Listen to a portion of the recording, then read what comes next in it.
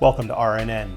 This is Jet Likings. Coming up in this episode, we have the new Ford Lightning, the world's first supercharged Porsche GT3 RS, spy footage of Ferrari and Porsches, Lamborghini's electric plans for the future, and an update on the McLaren Artura. Let's go.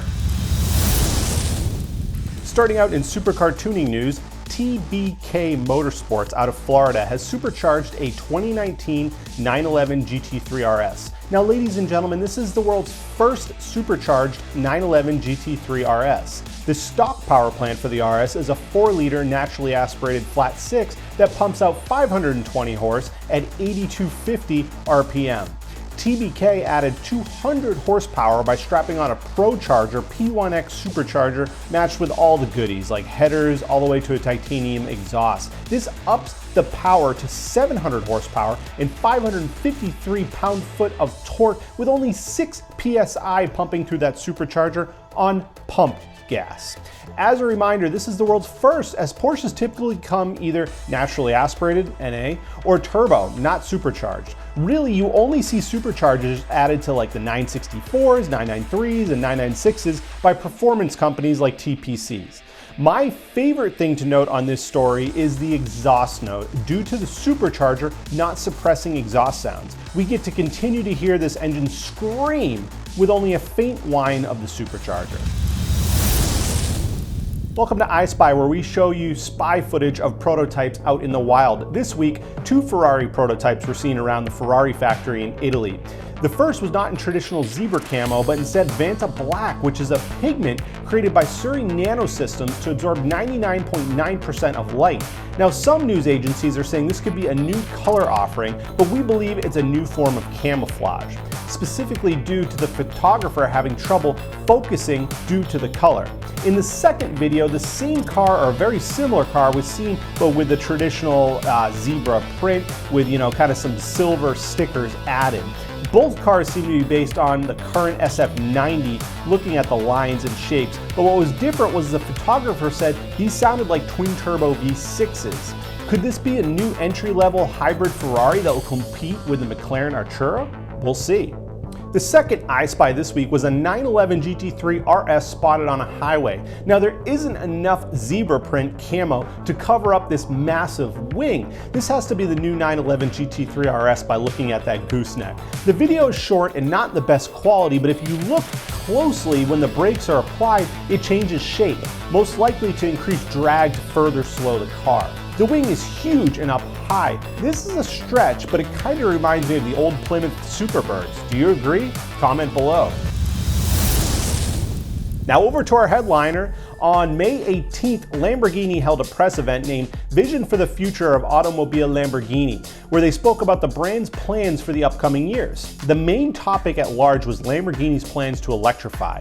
We learned from CEO Stefan Winkelmann that by 2024, they plan on launching hybrid versions of the entire lineup. This includes the Aventador, the Huracan, and the Urus, and shortly after that, by the end of the decade, a fully electric vehicle. Now, this wasn't stated during the press event, but rumors are that the V12 will be hybridized and will still remain a V12. The V10 and the Huracan will most likely cease to exist and be replaced with a twin-turbo V8. The Urus will most likely adapt the motor and technology that is currently in the Cayenne hybrid.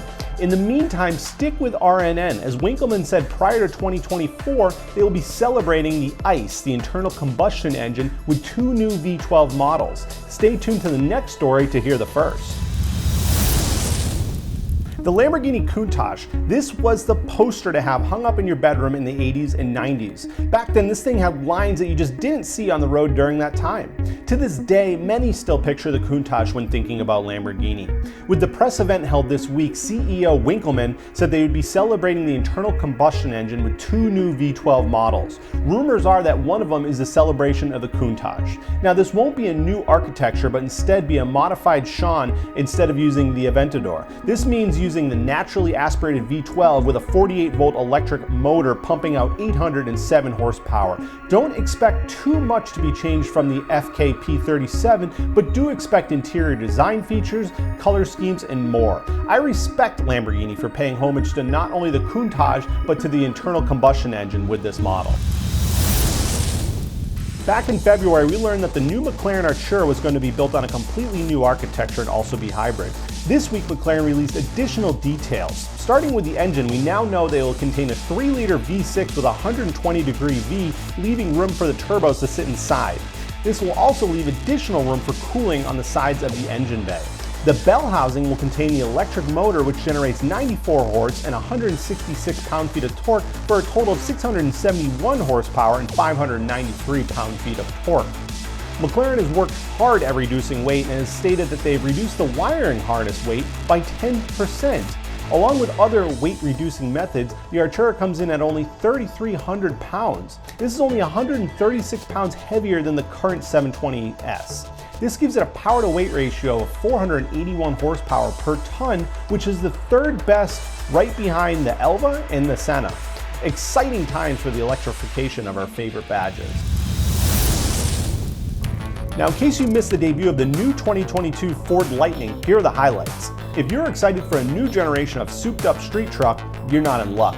Instead of a sport truck for the street or even a grocery getter, Ford did something else. They debuted an electric truck that is meant to take the place of your current F-Series. This thing will come with dual motors, all-wheel drive, pumping out 426 horse all the way to 563 horse depending on spec. Both configurations will come with 775 pound-feet of torque. Okay, but what about the 0 to 60, as previous generations did this gallop pretty quickly? The 2022 will do it in the mid 4-second range. Now, total battery range will come in between 230 miles all the way to 300 miles, depending on your spec, and can fast charge 54 miles of range in 10 minutes and go from 15 to 80% battery capacity in 41 minutes.